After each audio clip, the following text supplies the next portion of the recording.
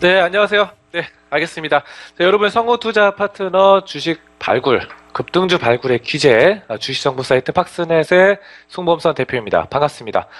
자, 지금 현재 이 팍스넷하고 같이, 아시아경제TV하고 같이 이원화 중계를 해서 송출하고 있습니다. 방송 영상을 송출하고 있어서, 인터넷 사이트로도 보실 수 있고, 지금 TV로도 시청이 가능하신데요. 이거 끝나고 나서 1시 43분 이후 끝나고 나서 이제 계속해서 인터넷 방송 하니까 또 방송 TV 끝나고 나서도 저 보고 싶어서 또 여러 가지 좋은 정보 듣기 싶으신 분들은 찾아주시고요. 인터넷 팍스넷. 또 다음 주 월요일 날도 합니다. 다음 주 월요일 10월 31일 날 아침 8시 30분부터 오후 4시까지 무료 방송 인터넷 사이트 팍스넷에서 하니까 많은 관심 가져주시길 바라겠습니다. 무료 방송에서 올해 11월을 주도할 아주 좋은 주식들 추천드리도록 하겠습니다. 자, 오늘 이제 첫 번째 주제로 말씀드릴 이야기는 이제 가치 투자의 아버지 벤저민 그레이엄에 관한 내용입니다. 자, 벤저민 그레이엄은 다들 잘 아실 거예요. 벤저민 그레이엄 굉장히 유명한 사람이고 또 뭐로 유명한가요? 뭐로?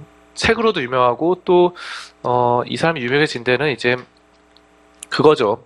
워렌 버핏의 스승이다. 워렌 버핏의 스승이다라는 것으로 가장 유명해요. 그래서 책으로 치면은 이 현명한 투자자, 바로 현명한 투자자 책을 발간해서 이것이 가장 또 유명한 책입니다. 현명한 투자자. 그래서 워렌 버핏이 주식 시장에 뛰어들 거면은 일단은 현명한 투자자를 몇 번을 정독을 하고 그 다음에 뛰어들어라 라고 했습니다. 그만큼 이 책이 정말로 어떻게 보면 주식을 헤쳐나가는 데 있어 필독서다 이런 말씀을 드릴 수 있겠고요. 근데 책이 굉장히 어려워요. 여러분들, 저도 한 두세 번 읽어봤는데 굉장히 어려워가지고 이거를 그냥 읽기에는 약간 좀 재미없고, 이거 요약집도 있고 하니까 요약집도 굉장히 많이 나와서 그런 풀이집 읽어보시고 공부하시는 게 좋을 것 같습니다. 아무튼 오늘은 이 책을 써서 굉장히 가치 투자의 아버지라고 불리는 벤저민 그레이엄에 대해서 말씀드리고자 합니다. 굉장히 우리가 투자를 함에 있어서 한 번쯤은 이분의 사상, 이분의 생각, 철학, 우리가 체크를 해볼 필요가 있는 분입니다. 자, 벤저민 그레이엄은 바로 이와 같이 생겼습니다. 벤저민 그레이엄.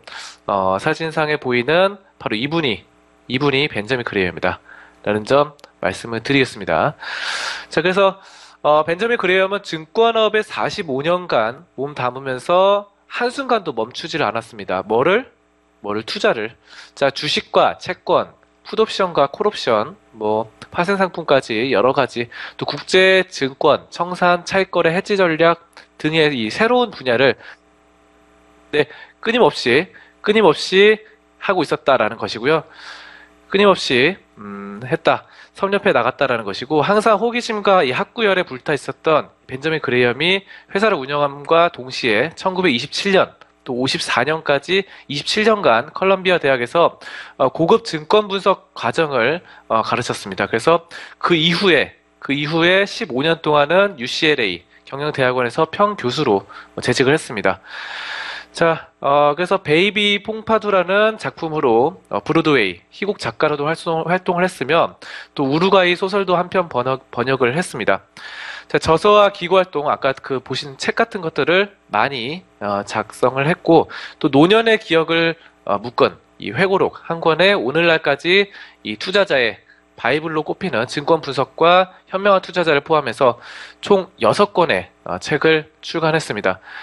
자, 그래서 매거진 오브 월스트리트와 베런즈, 또 이코노믹 포럼, 그리고 파이낸셜 애널리스트 저널 등 수많은 매체에 기고문을 게재했습니다. 자, 그레이엄도 또 말씀드릴 것은 그레이엄이 항상 성공 가도를 이어온 것은 아니에요. 항상 잘 되고 멋있는 투자 계속했으면 좋았겠지만 또 그렇지 않았다라는 점인데요.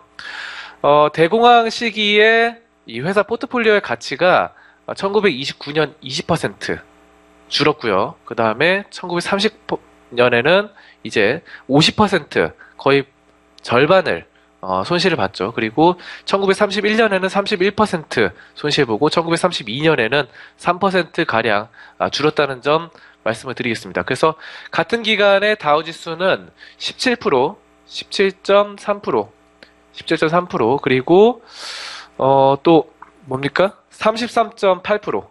33.8%.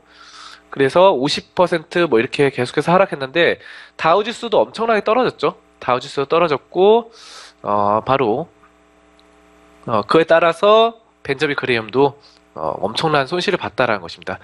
거의 4년 동안 1929년부터 1932년까지 4년 연속 손실을 본 거예요.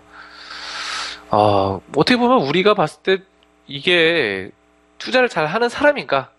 이렇게 생각할 수 있을 것 같아요. 투자를 잘하는 사람이니까. 의구심을 가질 수 있습니다. 하지만 이게 벤저민 그레이엄이 이제 가치 투자의 아버지라고 불리는 이유가 바로 이런 투자 손실을 기록했음에도 불구하고 이 손실들을 4년 연속 엄청난 손실을 기록했지만 시장이 안 좋아서 손실을 본 것을 금방 만회를 했다라는 것이죠. 만회를 했습니다. 그래서 이 손실을 만회하기까지 오래 걸리지 않았는데요.